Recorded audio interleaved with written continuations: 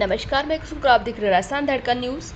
राजस्थान धाकड़ महासभा के छठे अधिवेशन को लेकर बैठक संपन्न। स्टेशन रोड स्थित धरणीधर धाकड़ छात्रावास में 27 मई 2025 को मंगलवार को श्री धरणीधर गार्डन, खानपुर, जिला झालावाड़, राजस्थान में प्रातः 10 बजे से छठा महाअधिवेशन नागर मालव किराड़ राजस्थान धाकड़ महासभा के तत्वावधान में होने जा रहा। अधिवेशन की तैयारियों को लेकर और छबड़ा क्षेत्र से खानपुर में भाग लेने हेतु शनिवार को राजस्थान धाकड़ महासभा जिलाध्यक्ष दीनबंधु धाकड़ की अध्यक्षता में और राजस्थान धाकड़ महासभा प्रदेश मंत्री ओम प्रकाश धाकड़ के मुख्य आतिथ्य में एवं जिला उपाध्यक्ष युवा धाकड़ संघ ओम प्रकाश टिगरी, लोकेश काचरी, जिला महामंत्री युवा धाकड़ संघ के विशिष्ट आतिथ्य में धरणीधर धाकड़ छात्रावास में बैठक संपन्न हुई। बैठक का श्री गणेश धरणीधर महाराज की तस्वीर का पूजा अर्चन करके शुरुआत हुई। मंच की ओर से बाहर से आए हुए अतिथियों का तिलक, चंदन, माल्यार्पण कर स्वागत सत्कार किया गया। धाकड़ समाज के प्रतिनिधि नवीन नागर और नंदकिशोर नागर ने बताया कि बैठक में पदाधिकारियों ने संबोधित कर बताया कि 27 मई 2025 को मंगलवार को श्री धरणीधर गार्डन, खानपुर में प्रातः 11 बजे प्रांतीय कार्यकारिणी का शपथ ग्रहण समारोह, अतिथि परिचय होगा। 2 बजे से सामाजिक उत्थान हेतु सामाजिक चर्चा में अतिथियों का मार्गदर्शन, स्नेह मिलन कार्यक्रम होगा। कार्यक्रम के बाद सायंकाल 4 बजे से स्वरुचि भोज के बाद अधिवेशन का समापन होगा। बैठक में अतिथियों ने छबड़ा क्षेत्र के लिए आह्वान कर 27 मई को खानपुर में पदार्पण करने के लिए आमंत्रण पत्र सौंपे गए। कड़ैया वन के निवर्तमान सरपंच और प्रशासक धर्मा धाकड़ और नवीन धाकड़ ने भी बैठक को संबोधित करते हुए छबड़ा क्षेत्र से कम 28 गांवों से 100 गाड़ियों के लगभग 500 व्यक्तियों के साथ अधिवेशन में भाग लेने का आह्वान किया।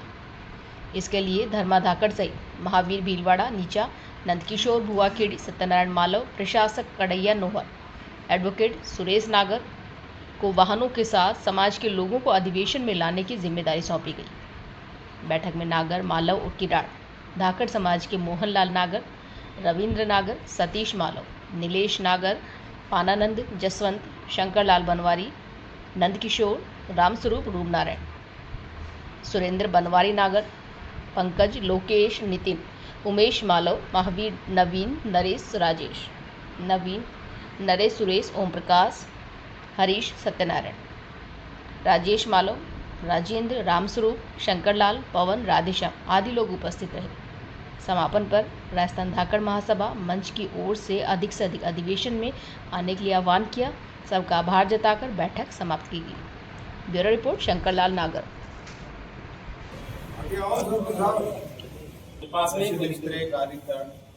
मीटिंग में पधारे लोकेश कादरी,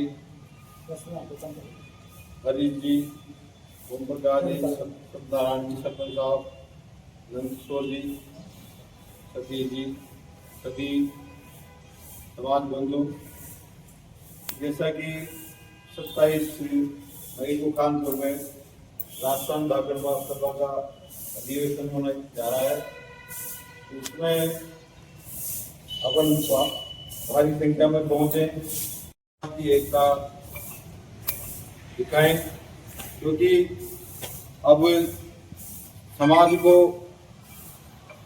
राजनीतिक रूप से, आर्थिक रूप से और सामाजिक रूप से भी अपन को कामयाब समाज बनाना है।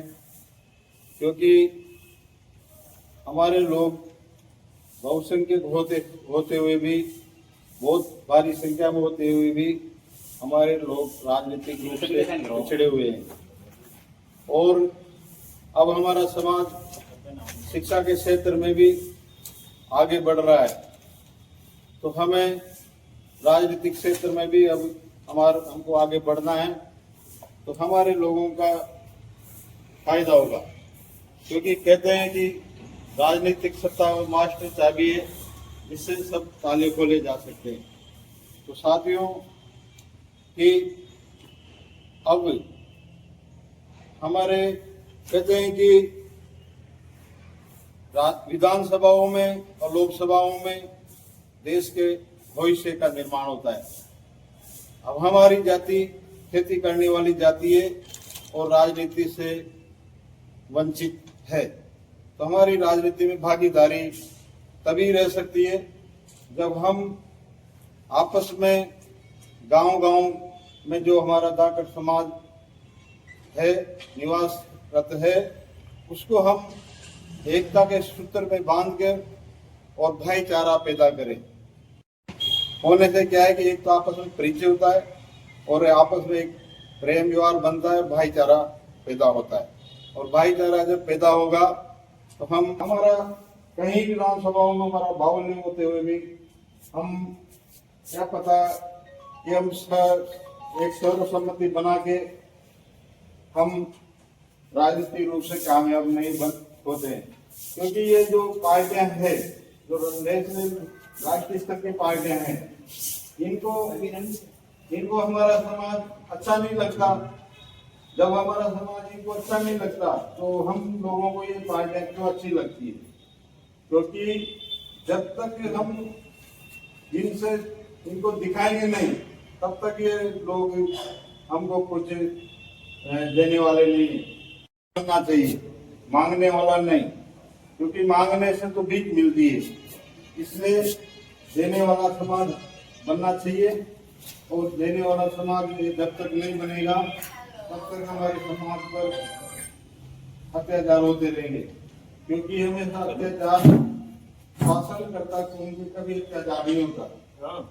अत्याचार होता है जो जिन पे शासन किया जाता है। इसलिए